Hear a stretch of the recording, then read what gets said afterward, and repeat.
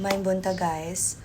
Before I post my pasabog for today, I just wanna make this video as calmly as possible because I haven't had my morning coffee. I wanna talk about this because it's been a while and I wanna address it so it's out. It's the first thing that comes out of my feed today so that the rest of the day I could just be me. Okay. First of all, ayoko talaga pag naririnig ko na tinatawag si Senator Amy Marcos na babalo.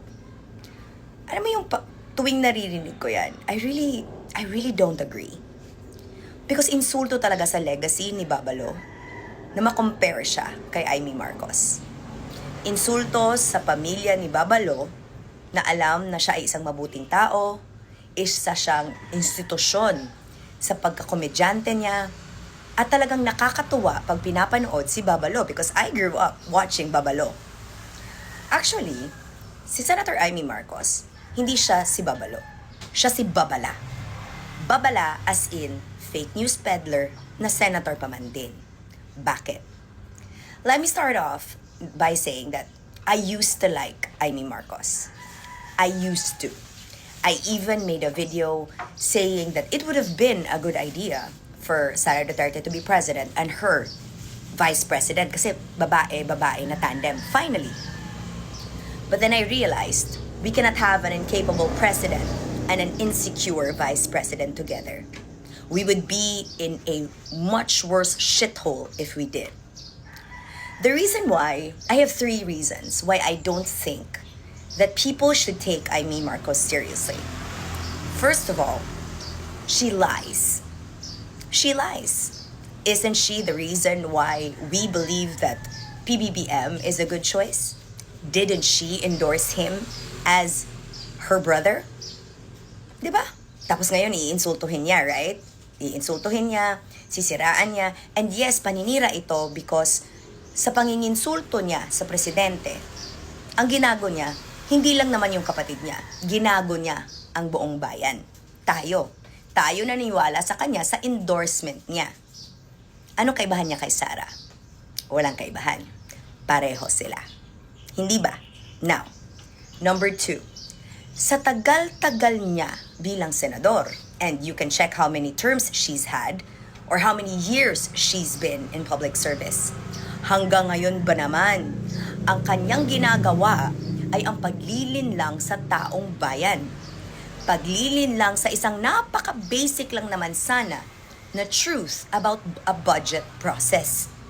How are budgets being made? Sige, I'll give you a little rundown, makinig ng mabuti. Ang atin pong budget ay nagsisimula sa Congress. Totoo ho yan. Galing sa Congress ang budget na dinideliberate and ngayon, dahil kay former Speaker Martin Romualdez, ito ay naging open sa public. Inibitahan pa nga ang iba't ibang grupo para makisali sa pag-uusap ukol dito. Okay? Ngayon, inopen yan pagkatapos ng mapag-usapan ang budget sa Congress, dumadaan ito ngayon sa mga kamay ng senador. Senate ho yan. Bago mapunta kay President para signan at para final na tingnan, dumadaan sa Senate. Ang galing-galing naman ni Amy gumawa ng istorya when in fact, kung si Cheese ang number 1 sa insertions, siya naman ay number 3. Mas malaki pa nga ang insertions niya kay former Speaker Martin Romualdez. Fact yan. Hindi yan paghuhusga, hindi yan panginginsulto. Simpleng, purong impormasyon lamang na dapat alam ng buong sambayanan. Na ang tagal-tagal na niya sa Senado, pero kunwari, hindi niya alam ang kalakaran dito.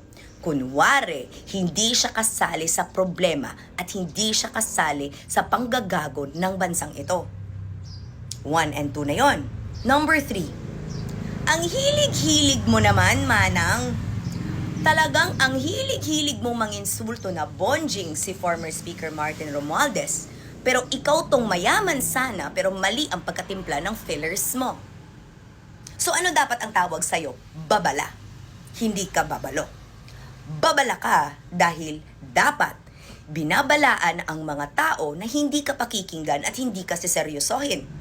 Dahil tingnan mo nga naman, ang mukha mo pa lang, refleksyon na hindi sa pagkakamali ng doktor sa pagturok sa mukha mo, kundi sa paglabas ng ugali mo mula sa sinalooban mo dahil insecure ka sa kapatid mo. Insecure ka na dati-rati pa lang ay siya na talaga ang pinili ng ama ninyo maging presidente at hindi ikaw kahit ikaw ang ate. Insecurity yan. Hindi na dapat nadadamay ang buong Pilipinas sa insecurity mo. Pangalawa, uulitin ko, dapat may kapasidad ka. May kapasidad kang unahin ang bansa bago ang sarili at bago ang sarili mong ambisyon. Kasi ambisyosa ka pero mali-mali ang ginagawa mo. At pangatlo, final, ayus-ayusin mo naman bago ka mamintas na hindi ka kapintas-pintas. Kasi sa yaman mo ngang yan, you should have gotten a doctor, at least in Hollywood, to fix your face. Kasi yung baba mo at birth naman na yan, galing ata kay Lacson yan, di ba? Pero, again, tanong. Hindi fact, tinatanong ko lang naman. Mas mukha ka kasing Lacson kaysa sa Marcos eh. At the end of the day, huwag kang magtawag ng bonjing kung ikaw mismo, mali ang timpla ng enhancements mo. Kasi dapat, when you age, manang, dapat gumaganda ka. Hindi ka pumapangit. Senador ka eh, di ba? Mayaman, di ba? But you are, the older you are now, the pettier you are. So unbecoming of a senator. And somebody that I thankfully did not vote for at the last election. I know maaanghangan talaga yung mga common friends ko na supporters mo. Kung aatakihin nila ako, I don't give a flying. But I just want to share to people, stop calling Amy Marcos babalo. Because she isn't. And she will never be. Kasi uulitin ko, talagang nakakatuwa si Babalo. I have good memories with him. He doesn't lie to people. He is who he is. And he is sincere in making the Filipino people happy. On the other hand, Amy Marcos lies about her own brother, a traitor to the country in that regard. And what makes you all think that she would be a good fit for Sara Duterte? Ginago nga niya kapatid niya for power. Yan pa kayang hindi niya kaano-ano? Isip-isip Pilipinas, gamitin natin ang ating mga utak para hindi tayo linlangin dahil sa ating love and loyalty to the wrong people. Nagkakaintindihan po ba tayo?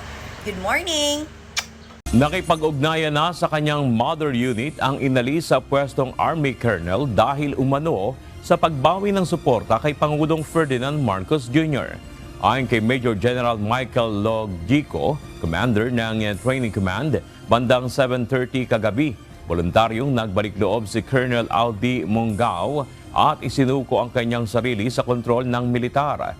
Nagkaroon ng mahabang pag-uusap ang dalawa at nangakong nakikipagtulungan si Colonel Magnos sa kasalukuyang isinasagawang investigasyon. Isinagawa na ang isang investigasyon upang matukoy ang posibleng mga kasong administratibo at legal na maaring isampa laban sa kanya kaugnay ng kanyang pahayag online. Batay sa Facebook post ni retired Major General Romeo Pocis, iginiti Colonel Mungao na umano'y nawalan na ng moral ascendancy ang Pangulo sa pamumuno sa Armed Forces of the Philippines bilang Commander-in-Chief, gayon din sa pamamahala sa mga Pilipino bilang Pangulo. What caught my eye from your statement is that you will extend emotional support. Was there anything prior to this Facebook post that you were aware of in terms of him having maybe emotional hardships, or did this catch you completely off guard, or maybe his other colleagues? Okay, there is when you're commanding people, one of the qualities that will help a lot is empathy. Okay, so the basic assumption there is that when you post something like this that is unsolicited and came out of nowhere, it has to come from a place of confusion, or a place of you could call it confusion or desperation, ano. And the thing is, Colonel Mungao he is a senior officer, ano? And he has been, to be honest, ano, he has been passed over, all right, for career advancement. I have worked with him for a very long time, and I will attest to his dedication to his work. But in many cases sa ganyan, there is always a sense of frustration on his part, ano. So part of it is empathy on our side, knowing that the military profession is hindi madali to eh. It's not an easy profession to get into. And some of our jobs here really take a lot of hard work, and sometimes our efforts are either rewarded or they're not. But professionalism keeps us going forward, ano. But why was he passed over? Toll on his well-being, on his mental health. So we naturally we extend this sense of empathy also to him, kasi nasa sense namin that this might have been coming from a place of frustration. Bakit po siya na-pass over? Well, a lot of people are passed over. I think these things are Yes, a lot of natural, people ano. are passed over, but they don't post on social media about withdrawing support. Precisely, that's a reality, That's a reality, and this is in any organization, there are merits. We are all judged according to our merits.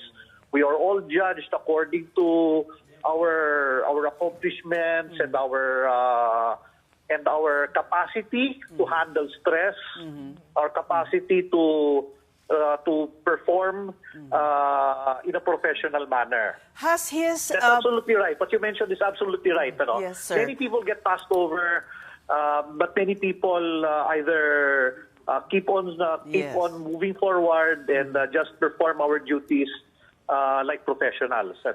Has his And action po... we have to understand that not everybody behaves this way.